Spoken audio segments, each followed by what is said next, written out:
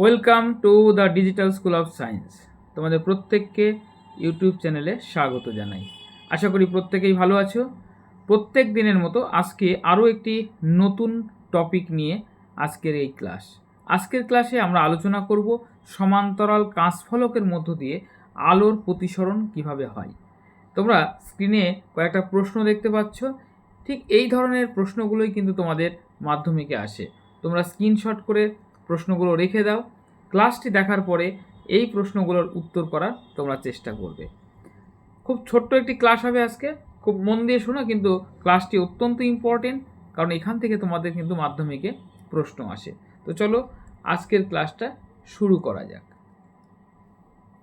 সমান্তরাল কাঁচফলকের মধ্যে আলোর প্রতিসরণ। তো এই ক্ষেত্রে তোমরা যেটা ভুল করো, তোমরা চিত্রটা, অনেক সময় কি হয় চিত্র আঁকতে দেয় কিন্তু তোমরা চিত্রটা প্র্যাকটিস করো না। ভাবো যে ক্লাসে দেখে নিচ্ছি, ঠিক আছে, হয়ে যাবে, কিন্তু আমি বলছি হবে না। তাই আবারও বলছি, তোমরা আমার সঙ্গে সঙ্গে ছবিটাকে আঁকার চেষ্টা করো। খাতা পেন নিয়ে ক্লাসটা করো, তাহলে দেখবে 10-15 মিনিটের একটা ক্লাস করলে তোমার টোটাল এই টপিকটা ক্লিয়ার হয়ে যাবে। তো চলো, প্রথমে আমরা একটা সমান্তরাল কাঁচফলক আমি টেনে নিলাম। তোমরাও ঠিক স্কেল দিয়ে এভাবেই একটা সমান্তরাল কাঁচফলক এঁকে নাও, এবং এটার আমি নামও দিয়ে দিচ্ছি, এ বি সি ডি।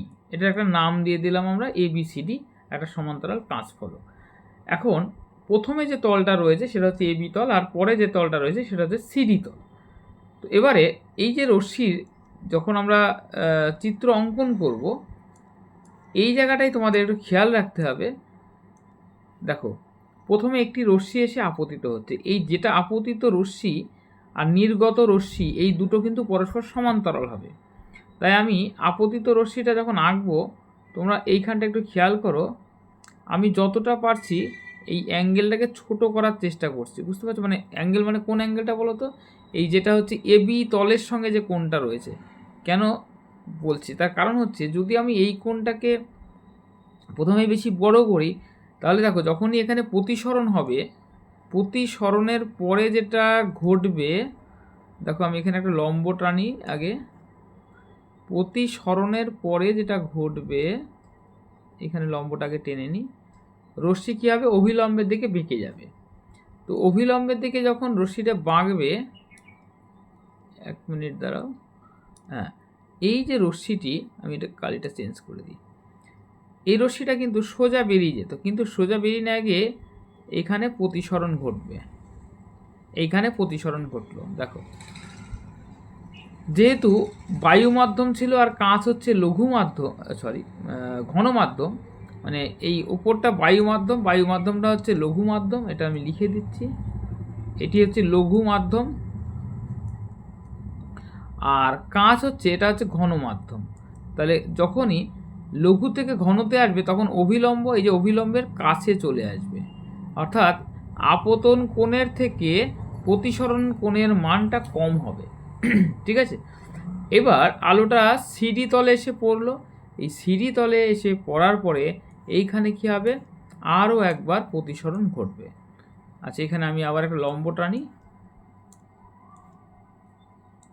এই তলে আমি এখানে আরেকটি লম্ব টানছি, এখানে একটা লম্ব ড্র করলাম। আচ্ছা, এবারে দেখো এই যে রশ্মিটা এখান থেকে এবার ঘন মাধ্যম থেকে লঘু মাধ্যমে যাচ্ছে, তাহলে অভিলম্বে দেখো এই হচ্ছে, আচ্ছা এক মিনিট, এটা অভিলম্ব থেকে কী হবে এবার বলো? আচ্ছা, অভিলম্ব থেকে এই দেখো অভিলম্বের কাছে আসবে না, কী হবে, অভিলম্ব থেকে এই হচ্ছে সোজা যাবে না, অভিলম্ব থেকে দূরে যাবে। অর্থাৎ এইভাবে কিন্তু রশ্মিটা নির্গত হবে। তোমরা যখন স্কেল দিয়ে আঁকবে তখন একটা কাজ করে নেবে, প্রথমেই এই যে রশ্মিটা তুমি ড্র করছিলে, এইটাকে স্কেল দিয়ে ডট ডট করে বাড়িয়ে নেবে, কারণ এই রশ্মিটা আর এই রশ্মিটা, অর্থাৎ এই রেখার দুটো পরস্পর সমান্তরাল হবে। তাই এটা আগে টেনে রাখলে এইটা আঁকার সময় আমি দেখো আন্দাজে করেছি, মোটামুটি সমান্তরাল বোঝা যাচ্ছে। তাহলে এই যে রশ্মিটা দেখো, এটা হচ্ছে আপতিত রশ্মি, আমি যদি নাম দিয়ে দিই, এটাকে নাম দিয়ে দিলাম পি কিউ হচ্ছে আপতিত রশ্মি, আর কিউ আর এটা হচ্ছে প্রতিসৃত রশ্মি মানে প্রথম তলের ক্ষেত্রে। আচ্ছা, দ্বিতীয় সিডি তলের ক্ষেত্রে তোমার এই কিউ আরটা আপতিত রশ্মি আর এটা হচ্ছে প্রতিসৃত রশ্মি, আর এস নাম দিলাম। তো এখন এখানে যেটা হয়েছে, আমাদের এই যে আপতিত রশ্মি অভিলম্বের সঙ্গে যে কোণটা উৎপন্ন করেছে সেটাকে আমি আপতন কোণ I1 লিখলাম, এবং এই কোণটাকে আমি R1 লিখছি, এই কোণটাকে। আচ্ছা, এরপরে এই যে রশ্মিটা অভিলম্বের সঙ্গে যে কোণ উৎপন্ন করেছে এটাকে আমি R2 লিখছি, আর এই নির্গত রশ্মি যে কোণটা উৎপন্ন করেছে সেটাকে আমি I2 লিখলাম। এখন আমাদেরকে যেটা প্রমাণ করতে হবে সেটা হচ্ছে এই আপতন কোণ সমান নির্গমন কোণ। এটা যদি প্রমাণ করতে পারো তাহলে ওই যে কোশ্চেন আমি দিয়েছিলাম, যে কি প্রশ্ন দিয়েছিলাম দেখো, এই দেখো এখানে কোশ্চেনটা দেখো, দেখাও যে সমান্তরাল কাঁচফলকের মধ্যে আলোর প্রতিসরণে আপতন কোণ নির্গমন কোণের সমান হয়, অর্থাৎ I1 এর মান I2 এর মানের সঙ্গে কী হবে, সমান হবে। তারপরে চিত্রসহ সমান্তরাল কাঁচফলকে আলোর প্রতিসরণ ব্যাখ্যা করো। আমরা চিত্র এঁকেছি, এবার এই ব্যাখ্যাটা করা হবে। আর প্রথম প্রশ্নটা ছিল সমান্তরাল কাঁচফলকে আলোর প্রতিসরণের চ্যুতি কোণের মান কত, তো সেটাও আমরা দেখে নেব। তো চলো আবার আমরা ওই চিত্রটাতে চলে যাই। আচ্ছা, এবার আমরা প্রমাণটা করব। দেখো, আমাদের প্রমাণ করতে হবে I1 সমান I2। তো প্রথমেই বলে নিই যে যেহেতু এরা সমান্তরাল কাঁচফলক, তাই এই যে অভিলম্ব, এই যে দুটো রেখা দেখতে পাচ্ছ, এই দুটো সমান্তরাল রেখা, আর এই যে কিউ আর এটা হচ্ছে তোমার ভেদক হলে এই কোণটা এবং এই কোণটা কিন্তু একান্তর কোণ সমান হবে। মানে আমি বলতে চাইছি R1 এর মান এবং R2 এর মান কিন্তু সমান হবে। তাহলে লিখে নেব, যেহেতু এটাকে একটা নাম দিয়ে দাও N1 N2, আর এটাকে লিখে দাও N3 N4 নাম দিয়ে দাও। তাহলে এখানে N1 N2 সমান্তরাল N3 N4, ইচ্ছা মতো তুমি নাম দিতে পারো, অসুবিধা নাই। এবং হচ্ছে তোমার কিউ আর ভেদক, কিউ আর ভেদক আমি যেভাবে প্রমাণটা করছি সেইভাবেই করবে। তাহলে আমরা বলতে পারি এই কোণটা সমান এই কোণটা, R1 সমান R2। ওকে, আচ্ছা, এখন প্রথমে আমরা লিখব এবি তলে আপতন, এবি তলে প্রতিসরণের ক্ষেত্রে, এবি তলে প্রতিসরণের ক্ষেত্রে কি লিখবে, সাইন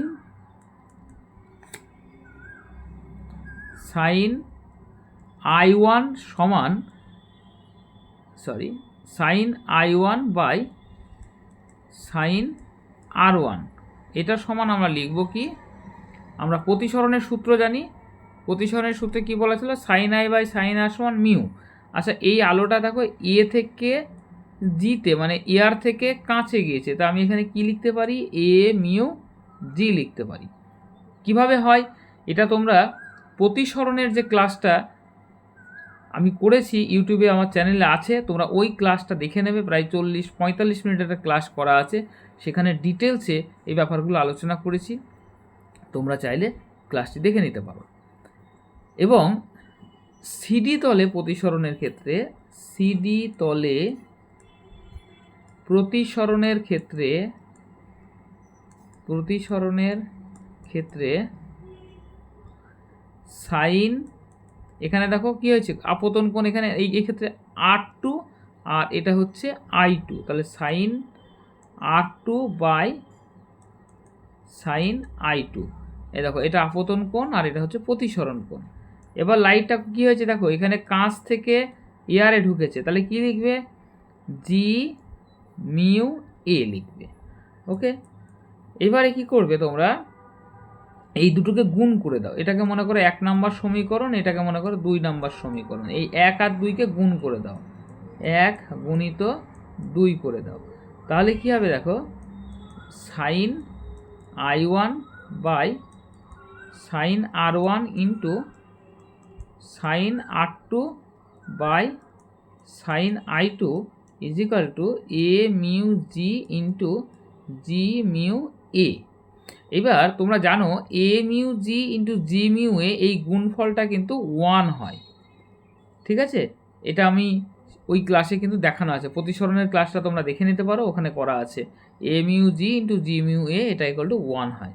তো এবং এইটার সঙ্গে এটা তুমি কেটে দিতে পারো, কারণ দেখো প্রথমে আমরা লিখেছি R1 আর R2 সমান, তার মানে সাইন R1 আর সাইন R2 কেটে যাবে, তাহলে তুমি লিখতে পারো sign I1 by sine I2 সমান 1, দ্যাট ইমপ্লাইজ সাইন I1 সমান সাইন I2।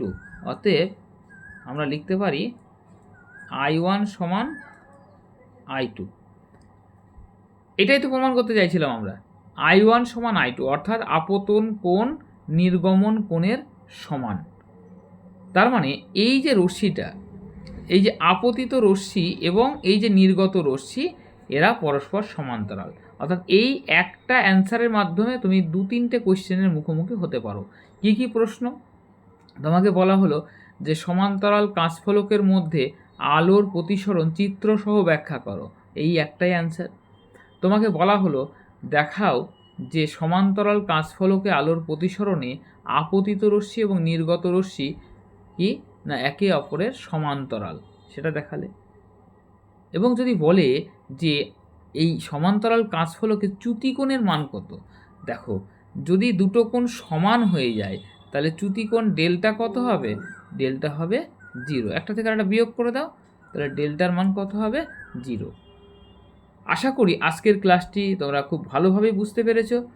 তো ক্লাসটি বুঝতে পেরেছো যখন একটা লাইক করে দিও, একটা কমেন্ট, তোমাদের মন্তব্য অবশ্যই কমেন্ট বক্সে লিখবে, আর ভিডিওটি বন্ধুদের মধ্যে প্রচুর পরিমাণে শেয়ার করে দাও। Thank you. দেখা হবে পরের ক্লাসে, পরের একটা নতুন টপিক নিয়ে।